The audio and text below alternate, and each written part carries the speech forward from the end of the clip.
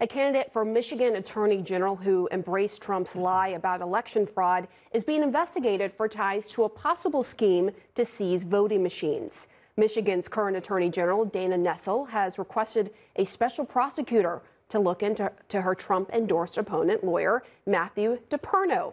Now, Nessel's office says DePerno and two others tried to convince local election clerks to hand over voting machines, tamper with them, and then print fake ballots during the 2020 election. All right, let's discuss with our panel. We're going to start off here. Christy, DePerno's campaign is seizing on this, telling the Detroit News Nessel, quote, knows she's losing the race and called the investigation unethical. I mean, in a way, could his campaign use it to their advantage, saying, look, he's just the victim here because, you know. Well, they're certainly going to try, right? I mean, that has been the Trump way of doing things, is that he's always the victim. But, I mean, I think what the story shows is what a tremendous hold these big lie candidates still have over the Republican Party, and also what tremendous lengths they're willing to go to, up to and including breaking the law in order to prove the conspiracy theory. So, I mean, it sort of calls to mind the Tina Peters, who is the Republican clerk in Colorado, right, who was arrested for vote tampering.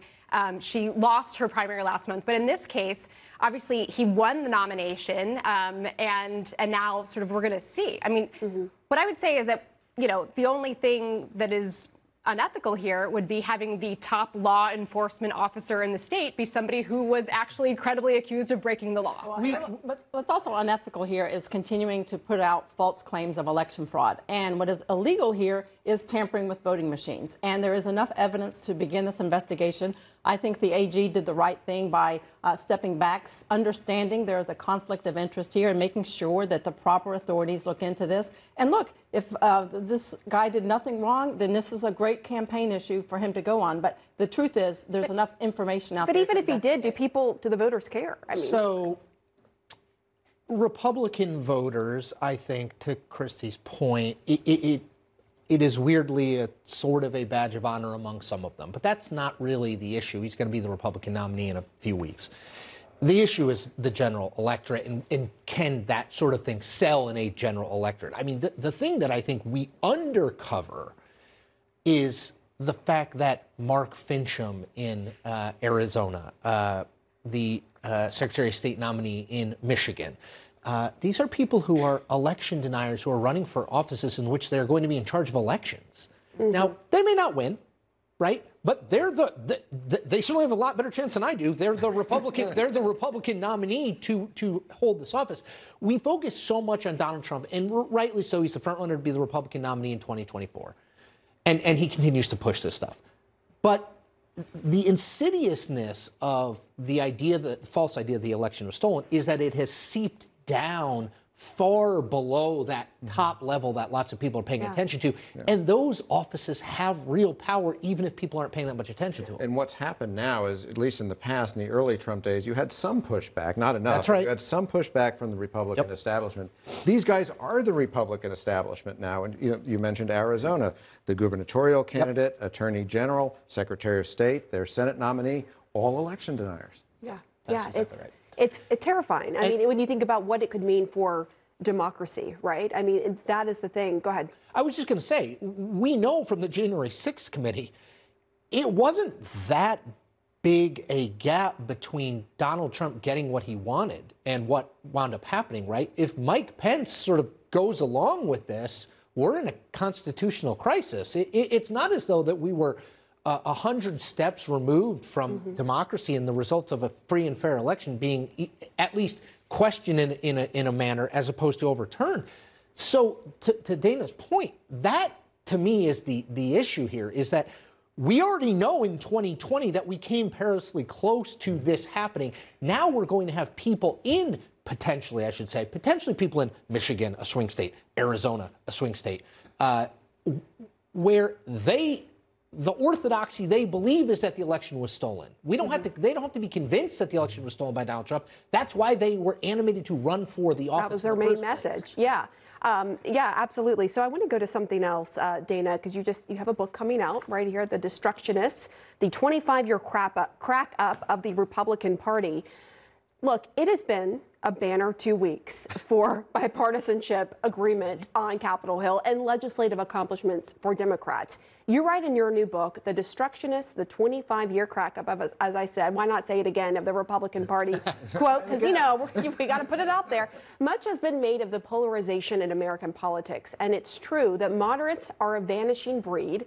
But the problem isn't polarization. The problem is that one of our two major political parties has seized good faith participation in the democratic process.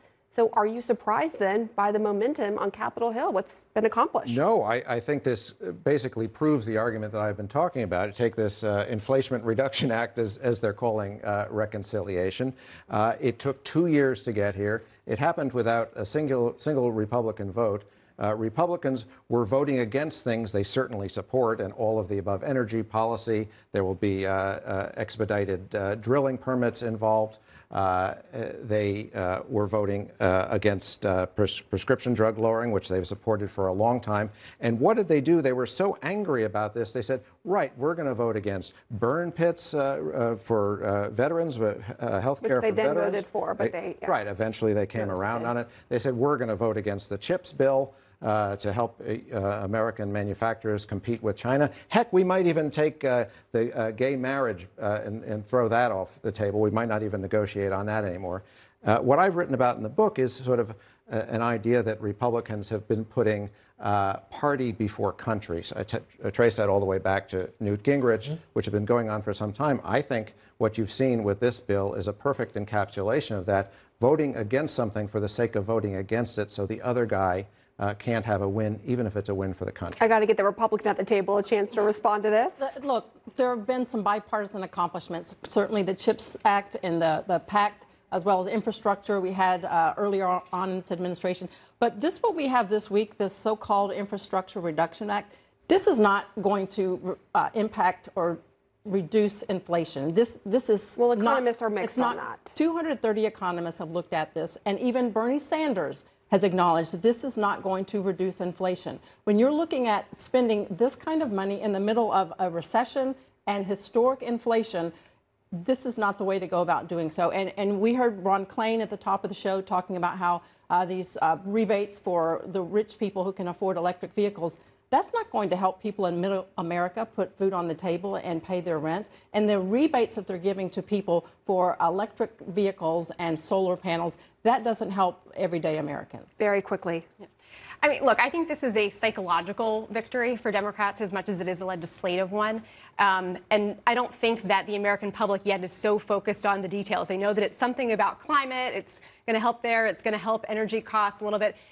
Democrats are going to need to take the next 3 months and actually figure out a way that they can encapsulate it neatly and sell it to the American public. So we're just not there yet. We're at step one. All right. Thanks so much to our panel. And don't miss Dana Milbank's new book. Why not say the title again? The third time, The Destructionists, the 25-year crack-up of the Republican Party. It comes out tomorrow. Congrats on your book.